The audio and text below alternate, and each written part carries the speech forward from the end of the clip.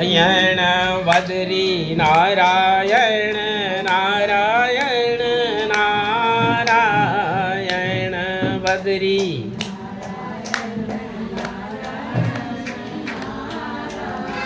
यण श्रीमन नारायण नारायण नारायण श्रीमन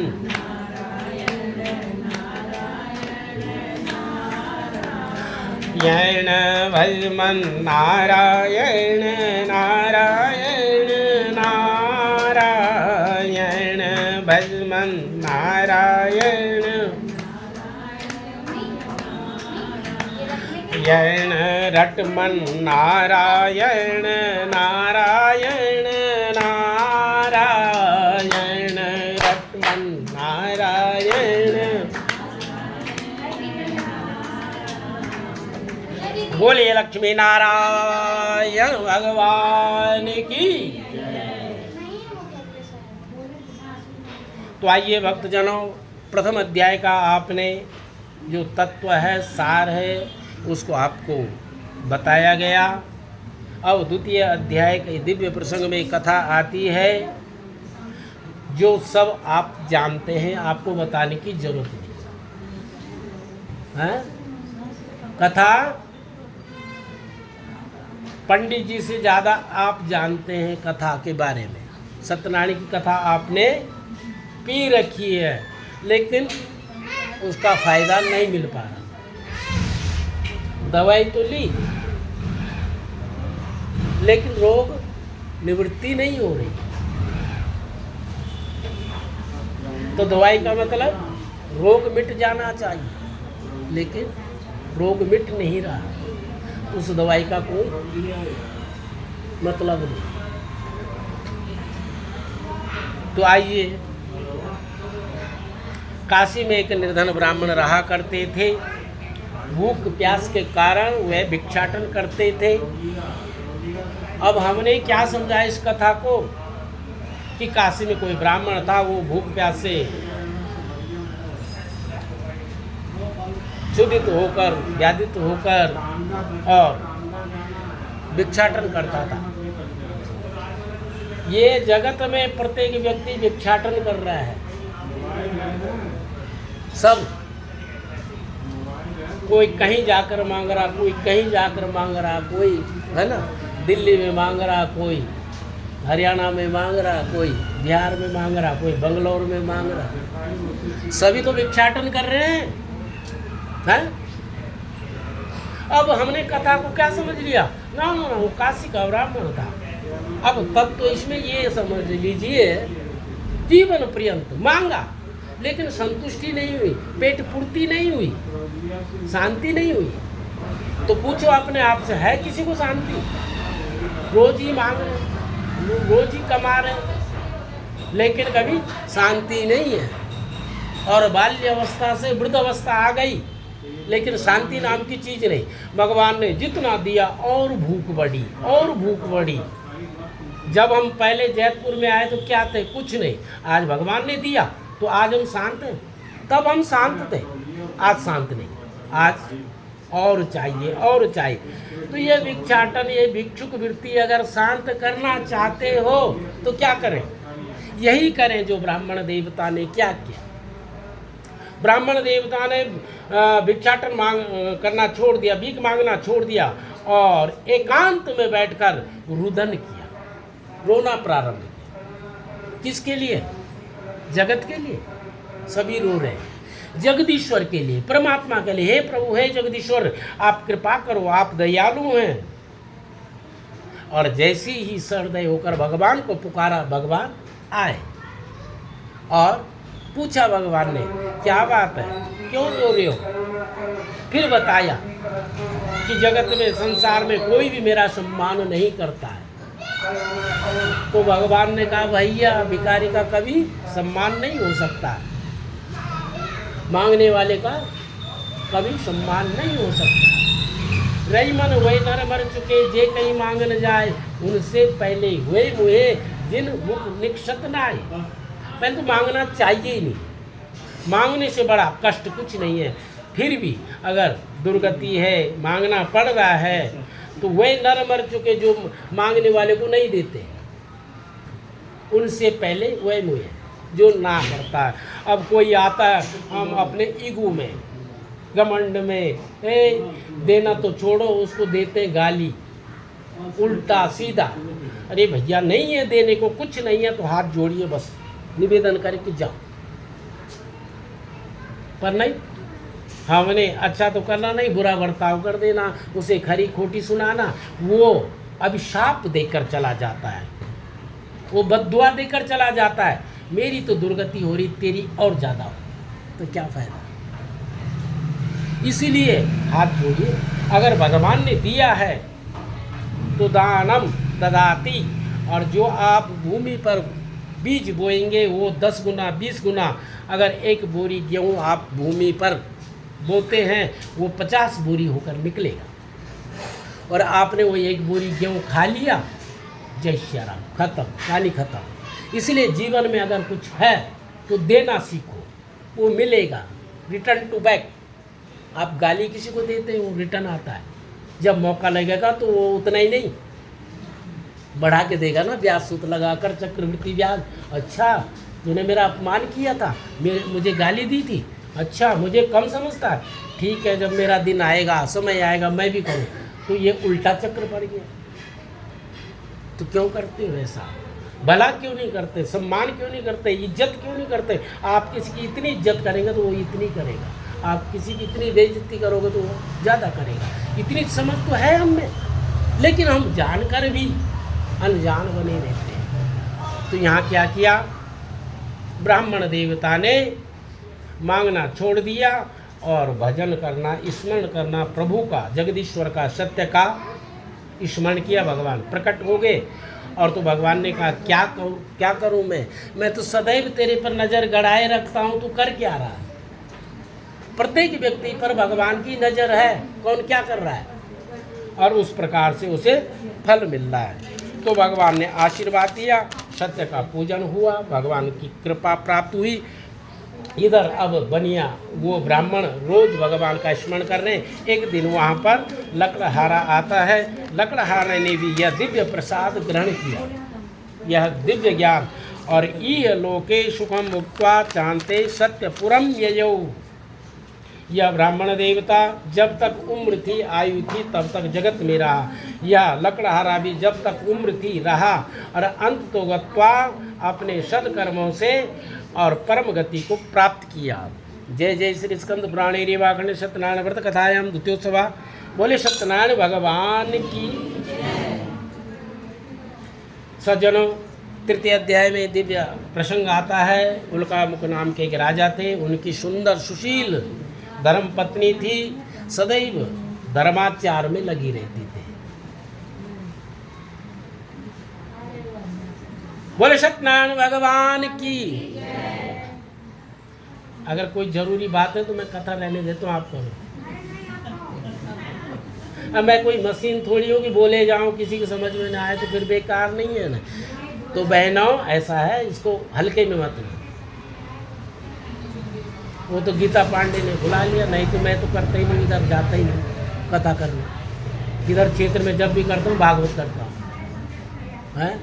अब गीता पांडे ने बुला लिया, नहीं तो मैंने हाथ जोड़ रखे, नहीं भैया रहने बेकार।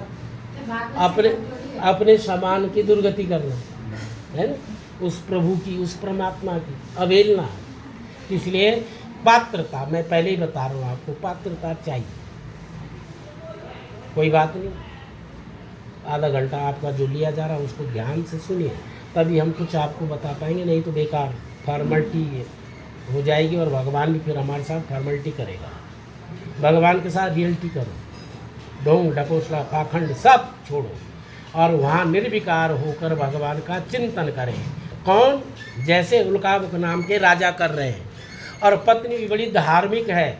पत्नी का मतलब जो पतन न होने दे, पति का, पत्नी, धर्म पत्नी, जो पति को सद्मार्ग में, शुभ मार्ग में लगाए रखे, जो उसका पतन न होने दे, ऐसी पत्नी। आप धर्म पत्नियाँ हैं, तो धर्म पत्नियों का आप क्या करें? पति आपके गए हैं, अपने कारोबार में आप आए सत्कर्म में, तो उनका भी परम कल्याण होगा, है ना।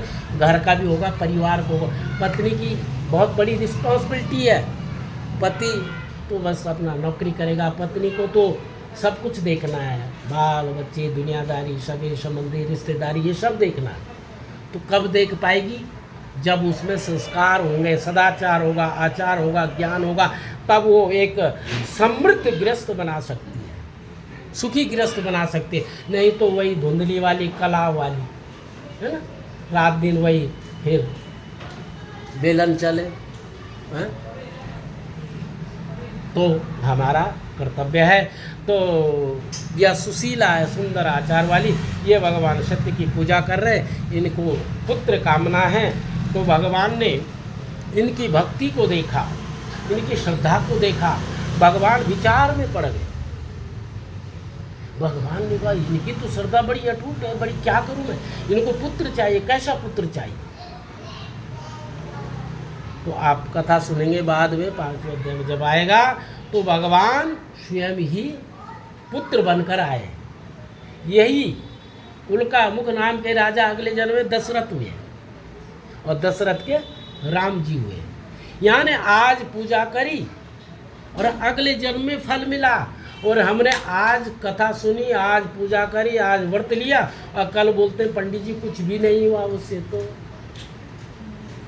कल भाई थोड़ा सा समझो, धैर्य रखो, हमारा जो सदकर्म किया उसका मिलेगा।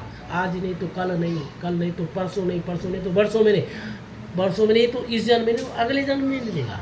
वो पाप हो या पुण्य हो, या दुराचार हो, अत्याचार हो, जो भी है वो मिलेगा, जो भी किया जाता हमारे द्वारा।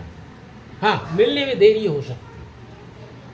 आज लोग कहते हैं देखो जी बड़ा दुराचारी है, बड़ा पापाचारी है, उसने तो कहीं भवन, मकान, दुकान, अत्याचार, पापाचार, वो तो खूब फल रहने दो। समझो इस बात को, वो जो कर रहा है उसका फल भी मिलेगा, जो किया है उसका मिल रहा है, जो करता जाएगा। इसलिए एक दृष्टांत के माध्यम से आपको समझाएं। एक महात्मा जी नारद जी को मिले, और नारद जी से कहा अरे महाराज, नारद जी ने बोला संसार के क्या हाल है। तो महात्मा जी ने कहा भाई मैं क्या बताऊं महाराज आपको, आप ही कृपा करो, देखो जरा संसार के हाल। तो महात्मा जी के साथ नारद जी आए। तो महात्मा ने एक बहुत बड़े व्यापारी के पास ले गए, बोले महाराज देखो देखो देखो देखो, आप कितना दुराचार कर रहा है, कितना पापाचार कर रहा है, कितना कलुषित कमाई कर रहा है। नारद जी ने कहा वृद्धिरस्तु, तेरी और वृद्धि हो, तेरा कारोबार, तेरा व्यापार और चले। उसके बाद महात्मा जी एक देवी के घर ले गए, जो देवी भगवान की पूजा नित्य निरंतर करती रहती थी, गौ सेवा में लगी रहती थी। तो उस देवी ने जैसे महात्मा लोग गए नारद जी की, बड़ा स्वागत किया, बड़ा भव्य आदर किया, सत्कार किया। अब चलते हुए नारद जी ने कहा जा तू कल मर जाना, तेरी कल मृत्यु हो जाएगी। महात्मा ने कहा ये क्या, जिसने हमारा कुछ भी नहीं किया, सम्मान नहीं किया, आदर नहीं किया, उसको तुमने कहा तुम्हारी वृद्धि हो, तुम्हारा कारोबार व्यवसाय और बढ़े, और जिस देवी ने इतना हमारा आदर किया उसको आपने कह दिया कल तुम्हारा प्राणांत हो जाए, ऐसा क्यों। फिर नारद जी ने बताया कि हे महात्मन, ये जो है ना ये व्यापारी, इसको अभी बहुत दुराचार करना है, बहुत पापाचार करना है, और जब इसका घड़ा बढ़ जाएगा तो तब ये नरक जाएगा, तब इसकी दुर्गति होगी। और ये जो सेवा करने वाली है, यहाँ तो सेवा करते करते इसने अपने आप को बहुत कष्ट दे दिया। अब इसके पुण्य इतने बढ़ गए कि अब ये मृतलोक में रहने लायक नहीं है, ये सीधे सयाति परमाम गति वैकुंठ को जाएगी, इसकी मुक्ति हो जाएगी। तब महात्मा को समझ में आया, बोले धन्य हो महाराज, तो ये जगत ऐसा है। तो हम अपने सदकर्मों से, शुभ कर्मों से क्या करें, यह लोके सुखम मुक्त्वा, जब तक इस लोक में रहें, सुखपूर्वक रहें, अंत तो गत्वा भगवान का आशीर्वाद प्राप्त करें। तो यहाँ ऐसा ही हुआ। ये उल्कामुख नाम राजा ने बड़े भाव से, भक्ति से, लेकिन संतान नहीं हुई। यहाँ इस कर्म को एक बनिया ने सुना, देखा। बनिया ने कहा ममापी संततिर नास्ती, मेरी कोई संतान नहीं, मैं भी भगवान सत्य का पूजन करूँगा, ऐसा संकल्प लेकर। लेकिन संतान भी हो गई, संकल्प पूर्ण नहीं हुआ। संतान हो गई, बेटी का विवाह भी कर दिया। क्या नाम? प्रज्ञा जी। बहुत बढ़िया। प्रज्ञा मतलब आप डिफिनेशन तो जानते हैं। प्रज्ञा, उस ज्ञान को दो। ओ प्रा अपरा ज्ञाना सा प्रज्ञा, ज्ञान। बहुत बढ़िया, बहुत सुंदर नाम आपका। तो बनिया ने क्या किया? संकल्प ले लिया, पूर्ति नहीं की। आज कलावती नाम की पुत्री हो गई, लीलावती नाम की पत्नी है, और कला और लीला मिलकर बनिया को नचाने लगे, और बनिया नाचता रह गया, और भगवान का जो दिव्य संकल्प था उसको अपूर्ण ही रखा। कारोबार में, घर गृहस्थ में, दुनियादारी में इतना व्यस्त हो गया कि दामाद को लेकर ही व्यवसाय करने निकल गया। भगवान ने कहा ये मार्ग भटक गया। जीवन में जब भी हमें कष्ट मिले समझ लो भगवान की कृपा है। दुखों से अगर चोट खाई न होती प्रभु, तेरी याद आई न हो। जब ठोकर लगती हाय राम, हे माँ, हे पिताजी, और जब रसगुल्ला मुंह में गया तो न माँ, न पिताजी, न भगवान। सुख में कोई याद नहीं करता है, और दुख में करे सब याद। तो ऐसा नहीं होना चाहिए। हमारे जीवन में जो भी होए, सुख होए, दुख होए, परमात्मा को ना भूलें। तो इधर बनिया भगवान को भूल गया। भगवान ने कहा नहीं, इसे सदमार्ग पर लाना होगा। तो घटना कर्म आप सब जानते हैं। चोरी बनिया ने की नहीं, लेकिन लांछन लग गया, और राजा के सेवकों ने पकड़ा। बिना तहकीकात खूब रोया, खूब चिल्लाया, मैंने नहीं किया। जा पर कृपा राम की होई, ता पर कृपा करई सब कोई। जिस पर प्रभु की कृपा होती है उस पर दुनिया कृपा करती है, जिस पर प्रभु की कृपा नहीं होती है उसका दुनिया भी तिरस्कार करती है। तो आज बनिया की एक न सुनी गई, कारागार में बंधन में पड़ गया। अब सोचने लगा, विचारने लगा कि मैंने कौन सा अपराध किया, कौन सी सजा। तो चिंतन हो गया, मनन हो गया। अरे मैंने जो संकल्प लिया, परमात्मा से दूरी बना ली, ये संकल्प मेरा अधूरा रह गया। प्रायश्चित करने लगा। अब ससुर दामाद की बुद्धि सुधरने लगी। अब इधर घटना कर्म क्या होता है, घर में जो पहले का कमा के रखा है वह चोरी हो गया। अब घर में कुछ था नहीं, तो लीलावती कलावती कला करने लगी, यत्र तत्र सर्वत्र भ्रमण करने लगी।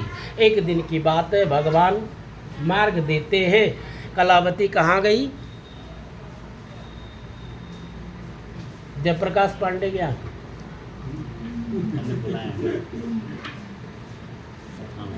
गीता जी ने बुलाया। जो बुलाया है वो अच्छी बात है, जो नहीं बुलाया और उसके बाद आ जाता उसका परम कल्याण होगा। कलावती को बुलाया नहीं गया था। उसने देखा यहाँ लोग इकट्ठे हैं, कुछ प्रसाद वितरण होगा, भूखी प्यासी है। वो कथा सुनने नहीं गई, पूजा करने नहीं गई, उसे भगवान से कोई लेने देना नहीं। लेकिन वो गई और प्रसाद के लालच से बैठी रहेगी। अब धीरे धीरे जो करोगे वो तो यहाँ आएगा। उसका अच्छा ऐसी बात है, भगवान दयालु है, कृपालु है। आरती हुई, प्रसाद वितरण हुआ। अब 4 दिन का जो भूखा है उसे अगर थोड़ा पंजीरी और थोड़ा सा फल, काटे हुए फल, चना मिर्च दिया, वो क्या करेगा? बांटेगा या खाएगा? क्या करेगा? आग लगी है ना। अब कलावती ने वो खा लिया। अब यहाँ किताब कह रही है, पुराण कह रहा कि कलावती ने प्रसाद बांटा। ऐसे ही सत्यनारायण का प्रसाद बांटना चाहिए, और बांटते हैं आप लोग।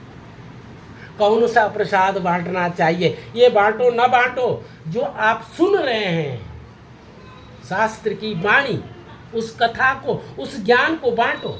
उसको चौक चौराहे में बैठकर उसकी चर्चा करो। सास बहू की चर्चा नहीं, गली मोहल्ले की चर्चा नहीं, अनावश्यक चर्चा नहीं। उसकी बहू, उसका बेटा, उसका नाती, उसका पोता, अरे इससे क्या लेना देना हमें? अरे भगवत चर्चा करो कि ध्रुव का कल्याण हुआ, प्रहलाद का कल्याण हुआ, है ना, ऐसी चर्चा करो। फलाने का, मीरा का कल्याण हुआ, है ना, ना ना, उनसे हमें कोई लेना देना। और जो हम कर रहे हैं उससे हमें कोई फायदा नहीं, नुकसान पर नुकसान। तो क्यों नहीं सोचते हैं हम? अब कलावती ने क्या किया, वहाँ प्रसाद लिया, बुद्धि शुद्ध हो गई। प्रसाद ही सर्व दुखानाम हानिरस्योपजायते। अगर भगवान का चरणामृत प्रसाद अगर जिह्वा पर लग जाए, पेट पर नहीं, प्रसाद पेट भरने के लिए नहीं होता, स्पर्श मात्र परम कल्याण हो जाता है। तो बुद्धि सुधर गई, माँ को ज्ञान दिया, हे माँ क्यों नहीं हम भगवान की पूजा करें, आराधना करें, स्मरण करें। तो माँ को भी सद्बुद्धि आ गई, प्रसाद बांट दिया ना, ज्ञान बांट दिया। दोनों ने बड़े सहज होकर भगवान का स्तवन किया, नमन किया, वंदन किया, आह्वान किया, स्थापन किया। और पत्र पुष्प जो भी था यथोपलब्ध चारण। अब लोगों ने गलत अर्थ लगा दिया इसका कि भगवान तो तुलसी से ही खुश हो जाते हैं, भगवान पत्र से ही, पत्ते से ही, जल से ही खुश हो जाते। अगर आपके पास कुछ भी नहीं है तब भगवान खुश हो जाते हैं। अपने आप तो अरबपति हैं, खरबपति हैं, और उसको कुछ देने को मन नहीं कर रहा है, तो वो गड़बड़ है, वो चोरी है। दाता ने दिया है तो दाता को दो, समर्पण भाव। लेकिन हमारा अगर नहीं है तो जैसे माँ और बेटी ने भगवान का स्तवन किया पत्र पुष्प से, तो भगवान शीघ्र प्रसन्न हुए। और भगवान कारागार में जो पड़े हुए वैश्य पुत्र हैं, भगवान ने राजा को स्वप्न में बता दिया, हे राजन तुम्हारे कारागार में जो बणिक पुत्र हैं ये निरपराधी हैं, इन्होंने कोई अपराध नहीं किया, इन्हें बंधन से मुक्त कर दो। और राजा ने स्वप्न को जानकर, भगवान को मानकर उनको मुक्त कर दिया। पूरा दत्तम, पूरा जो पहले उनसे छीन लिया उसका 10 गुना 20 गुना करके उनको सम्मानित करके और बनिया चल दिया अपने घर की तरफ। जय जय श्री स्कंद पुराणे रीवाखंड सत्यनारायण व्रत कथायाम तो बोले सत्यनारायण भगवान की। यात्रा तो कृतवान साधु मंगलयान पूर्वकाम। ये बड़ी मार्मिक कथा है। आप हम भी जब भी कोई भी सत्कर्म करते हैं, क्या करते हैं? श्री गणेशाय नमः, भगवान का पूजन करते हैं, दान करते हैं, आलाना जो भी हमसे हो जाता सब करते हैं। फिर भी हमारे कर्म में विघ्न आता है। क्यों? जब गणेश जी निर्विघ्नता के देवता हैं, विघ्न हरता है, तो फिर हमारे जीवन में विघ्न क्यों आते हैं? विघ्न इसलिए आते हैं कि भगवान देखता है कि असली भक्त या नकली भक्त। देखते हैं, परीक्षा लेते हैं, रियलिटी कर रहे हैं, फॉर्मेलिटी कर रहा है। भगवान सुनार के पास जाओगे, असली सोना चाहिए तो कैसे देखोगे? असली सोने को क्या करता है सुनार? पिघलाता है, फिर कूटता है, तो जो उसमें कूड़ा करकट होगा वो निकल जाएगा और सोना रह जाएगा, है ना। निगर्षणम छेदन ताप ताड़ने। ऐसे ही भगवान, ऐसे नहीं कि बस हमने तिलक लगा लिया, मौली पहन ली और ये कर लिया, दिखाओ, नहीं। भगवान देखते हैं कि इसमें भक्ति कितनी है, श्रद्धा कितनी है। तो क्या क्या देखते हैं? त्यागे न शीले न गुणे न धर्म। त्याग, शील, गुण, धर्म क्या है इसका, तब भगवान स्वीकारते हैं। तो भगवान ने देखा, देखते हैं भगवान। तो बनिया की परीक्षा लेने के लिए भगवान प्रकट हो गए, महात्मा रूप में आए। बोले हे बनिया, तुम्हारी नाव में क्या है? बनिया ने ऊपर से नीचे, नीचे से ऊपर देखा, बोला महाराज ये तो महात्मा है, अगर मैंने सत्य बता दिया, हीरे मोती आदि है, तो ये डिमांड रखेगा, मांगेगा कि मुझे बद्रीनाथ में मंदिर बनाना है या वृंदावन में भंडारा करना है ना। ऐसे ही करते ना संत महात्मा लोग। तो बनिया ने क्या, लालच के कारण, लोभा पापस्य कारणम, लोभ आ गया, अगर मैं सच बोल दूंगा तो ये मांगेगा। इसलिए बनिया ने कहा महाराज मेरी नाव में कुछ नहीं है, लता पत्रादिकम चेवा, पत्र पुष्प है। भगवान ने दांत तले उंगली दबाई, बोला अरे भाई बड़ा धूर्त वक्त है ये तो मोर के लिए, इसको 1 गुना क्या 1000 गुना करके दिला दिया, फिर भी ये मानता नहीं है, जानता नहीं है। तो भगवान ने कहा सत्यम भवतु ते बचा, तुम्हारी वाणी सत्य हो जाए, तुम्हारी नाव में जो है वो पत्र पुष्प हो जाए। वहाँ हीरा मोती थे। तो भगवान ये कह के निकल गए। अब बनिया बड़ा खुश हुआ, बच गया लुटने से। नाव के पास गया, पलटा देखा तो वहाँ तो पत्र पुष्प मूर्छा आ गई। जब हमारे पास होता है तब हम उसका सम्मान नहीं करते, जब वो चला जाता तब रुदन करते, रोना धोना करते। तब सम्मान करो ना उसका। तन का सम्मान करो, धन का सम्मान करो, जन का सम्मान करो, समय का सदुपयोग करें ना। जब समय निकल जाए, जब उम्र निकल जाए, जब कोई घर गृहस्थ वाला, कोई भाई बंधु सगे संबंधी हमारे काम नहीं आता, तब माथा पकड़ कर रोते हैं, मैंने जीवन बर्बाद कर दिया। का बरसा जब कृषि सुखानी, जब फसल सूख गई तब बरसात हो रही तो कोई फायदा नहीं। ऐसा ही जीवन निकल गया तब अकल आई तो कोई फायदा नहीं। इसलिए समय रहते हुए संभल जाए। अब बनिया को जब होश आया तो भगवान का स्तवन किया, हे प्रभु, हे जगदीश्वर, मुझे क्षमा करे। तो भगवान दयालु है, भगवान प्रकट हो गए। भगवान तो बताना और जताना चाहते हैं कि तुम कुछ नहीं कर सकते। सबई नचावत राम गुसाई, यानी इस जगत को हम आप नहीं चला रहे, ईश्वर चला रहे। अहम करोति तीव्रथा अभिमाना, हम कुछ कर रहे हैं, ये अज्ञान है, अभिमान है। जो कुछ कर रहे सब परमात्मा करते हैं। तो ऐसा समर्पण भाव बनिया ने दिखाया, भगवान ने आशीर्वाद दिया और बनिया चला घर की तरफ। इधर कलावती लीलावती भगवान का पूजन कर रहे थे। उन्होंने सुना जाना कि पतिदेव आ रहे हैं। लीलावती ने भी भगवान को तिरस्कृत कर दिया, छोड़ दिया। अब यहाँ माँ ने छोड़ा तो बेटी ने कहा मेरे भी तो पति आ रहे, मैं भी तो जाऊँ। और दोनों ने भगवान का तिरस्कार किया। जो भगवान का तिरस्कार करता है उसका अमंगल होता है, उसका कभी मंगल नहीं हो सकता है, क्योंकि वे मंगलम भगवान विष्णु, मंगलम तो मंगल करने वाले हैं। इसीलिए सबसे पहले उन परमात्मा का सदैव मंगल स्मरण होना चाहिए, उनका सम्मान होना चाहिए, उनकी पद प्रतिष्ठा होनी चाहिए, अपनी हो या ना हो, लेकिन उनका सदैव ध्यान रखें। जो उनका ध्यान रखता है उसका ध्यान वे भी रखते हैं। जो परमात्मा का ध्यान रखता है परमात्मा उसका ध्यान रखते हैं। जो परमात्मा का ध्यान नहीं रखता है फिर भी परमात्मा उसका ध्यान रखना। जो नहीं भी करता तो भी परमात्मा उसका ध्यान रखता है कि इसका परम कल्याण कैसे हो। तो इधर कलावती आई, पति को नहीं देखा, अदृश्य हो गया। पिताजी से पूछा मेरे पति कहाँ हैं? पिताजी ने कहा बेटी अभी दामाद यही थे, कहाँ चले गए ये कुछ पता नहीं। रुदन किया, पश्चाताप किया। तो फिर हृदय आकाश में कभी कभार हम गलत होते हैं। हम रात दिन कहते हैं मैं सही हूँ, मैं सही हूँ, लेकिन आत्मा कहती कि तू गलत। हम उसकी नहीं सुनते, आत्मा की। हम दोषी होकर भी निर्दोष बनना चाहते हैं।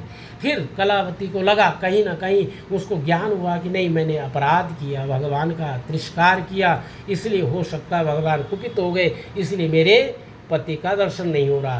पुनः घर में जाकर भगवान का पूजन नमन वंदन किया, भगवान का आदर किया, प्रसाद लेकर आई और पति को सकुशल प्राप्त किया।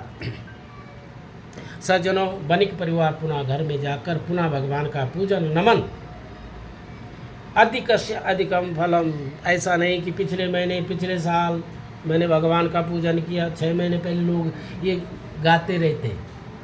नित्य निरंतर होना चाहिए और अधिक से अधिक होना चाहिए भगवान का पूजन नमन वंदन, तब हमारा परम कल्याण हो। बनिया ने पुनः किया और क्या किया, पौर्णमास्याम च संक्रांत हो, एक नियम बना दिया या पूर्णिमा या संक्रांति को मैं सदैव भगवान का स्तवन करूँगा, पूजन करूँगा, नमन करूँगा। जय जय श्री स्कंद पुराणे रेवाखंड सत्यनारायण व्रत कथायाम चतुर्थोत्सवा बोले सत्यनारायण भगवान की। सज्जनों, 5वें अध्याय के दिव्य प्रसंग में कथा आती है। तुंगध्वज नाम के राजा थे। एक दिन यह तुंगध्वज नाम का राजा शिकार के लिए जंगल में गया। जंगल में एक बट वृक्ष के नीचे आकर विश्राम करने लगा। तो राजा के सम्मुख कुछ ग्वाल बाल भगवान के जो अबोध जो भक्त हैं, ये अबोध भक्त भगवान का पूजन कर रहे हैं। अबोध का मतलब जिनको ज्ञानी ही नहीं है, ऐसे बालक भगवान का पूजन कर रहे हैं। अब इन बालकों ने देखा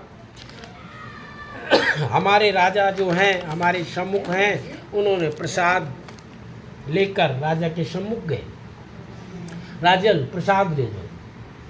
लेकिन स्थिति क्या बनती है, न तो दर्पेण न नमाम च। जगत में ऐसे पिचास ऐसे बहुत घूम रहे हैं जिनको भगवान ने पद प्रतिष्ठा दी, न वो भगवान को मानते, न संत को मानते, न गुरु को मानते, न माता को मानते, न पिता को मानते, किसी को नहीं मानते। तो ऐसे असंत जो लोग होते हैं उनका कल्याण नहीं हो पाता है। न तो दर्पेण न मामचा, ना तो भगवान को ही प्रणाम किया, ना ही भगवान का प्रसाद ग्रहण किया, प्लस क्या किया, उन भगवान के अबोध भक्तों को अपमानित कर दिया। आप किसी का सम्मान नहीं कर सकते, कोई बात नहीं, लेकिन किसी का अपमान नहीं करना चाहिए। ऐसी स्थिति में भगवान ने गीता में कहा है, क्या कहा है गीता में, नाम ही गीता हो तो थोड़ा काम भी होना चाहिए। गीता जी में लिखा है, अहम भक्त पराधीन, मैं भक्तों के अधीन हो जाता हूँ। पहले भक्त मुझे अपने अनुकूल करे, जब मैं भक्त के अनुकूल हो जाऊँ तब मैं उसका स्वामी नहीं रहता हूँ, क्या रहता हूँ, सेवक बन जाता हूँ, नौकर बन जाता हूँ। अहम भक्त पराधीन। तो भगवान ने देखा इस अभिमानी राजा ने मेरा अपमान किया, कोई बात नहीं, मेरे प्रसाद का तिरस्कार किया, कोई बात नहीं, लेकिन मेरे भक्त का तिरस्कार ये मुझे स्वीकार नहीं है। भगवान अपने लिए नहीं, अपनों के लिए मरते हैं, अपने भक्त जनों के लिए। तो भगवान ने क्या किया, बोले सत्यनारायण भगवान की क्या किया भगवान ने, पनिशमेंट देते ना, सजा। तो ये एक तो यहाँ का कानून ले देकर सब ठीक ठाक हो जाता है। यहाँ कोई अपराधी है, ले दे के निरपराध हो जाता है, लेकिन भगवान के कानून में कोई निरपराध नहीं हो सकता है जब तक उसको दंड नहीं मिला। तो भगवान ने क्या, हे राजन, जिस बात का तुझे अभिमान है, घमंड है, वह सब क्या हो जाए, नष्ट हो जाए। राजा अभिमान पूर्वक जब राजभवन में गया तो सब क्या देखा, उलट पुलट देखा। राजा समझ गया, क्या समझा राजा,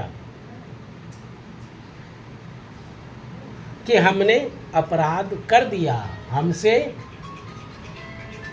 गलती हो गई।